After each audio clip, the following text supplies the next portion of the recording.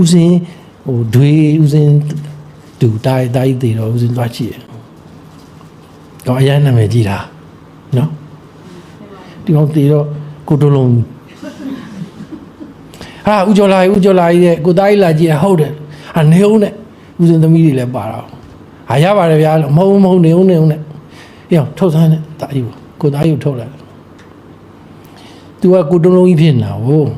အဲ့တော့ဟိုရှာဒီရှာနဲ့ခြေသုံးပတ်ခြေတော့တုတ်တဲ့ဥစ္စာလေးဟိုအဆုပ်ပြအဲ့ဒါဟိုဘော်လေးမှာဖုံးထားလိုက်တယ်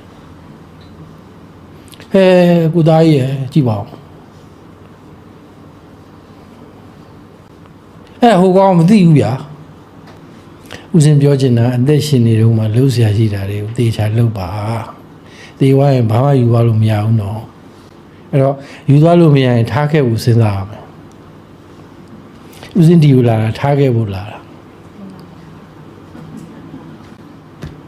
ဘာတွေထားခဲ့မလဲဦးစင်ဘဝနဲ့ရင်းပြီးတော့ရှာလို့ရတယ်အသိဉာဏ်နဲ့လာပြောပြတာ